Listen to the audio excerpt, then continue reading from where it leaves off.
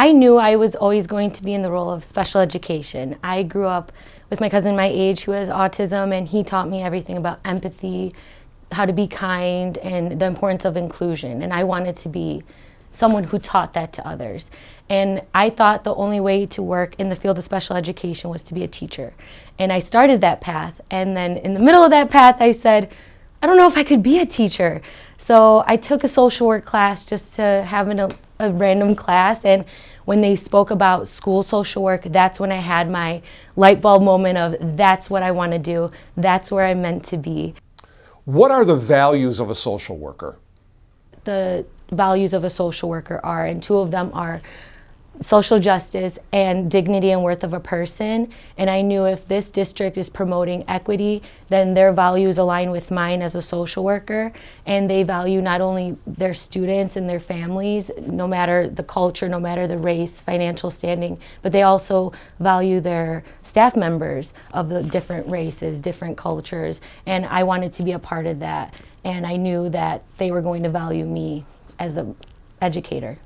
In order for you to do your job one-on-one with a student, you have to have that student be able to trust you. How do you get them to trust you and thereby communicate effectively with you? In order for them to learn, we have to model. That's a type of teaching that we need to do. And, modeling for them, how to get your needs met. How do I tell someone my feelings? Using those I statements. And, even when they're engaging in a behavior, they're communicating something to us. And it's up to us as the adults and the educators, professionals, to figure out what that is. And once we do and sit them down, we can teach. There's a teaching moment once they're calm and regulated. You know what? Now that you let me know this is what it is, let's work through this scenario again. If this were to come up again, how can we better communicate that so that we don't have to go through this long time period of trying to figure it out? You now know a safe person to go to, how to communicate that, and then the next step is how do we problem solve?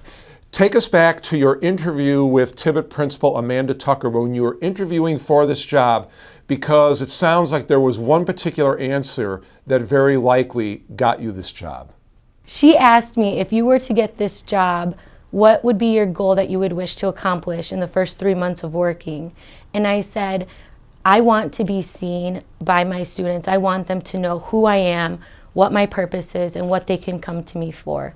Growing up, I can't even tell you any of the social workers that worked at my school and how I wish I did. I would have, even though I was an extroverted child, was very much so an internalizer with my emotions, and I feel like I didn't have that one safe person I knew I can go to.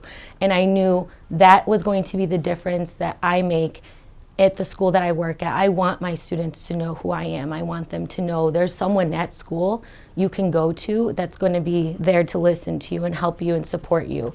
And I did that by making sure I was always a face at lunch. I was always there at recess, PE, those times that are enjoyable for students, the times where they feel the most out of their comfort zone. I wanted to be there, not only to introduce myself and what I do, but so that they can get that comfortability with me. And I didn't want the time where they first met with me to be the first time they're speaking to me. I wanted them to know who I was and already have that trust built in.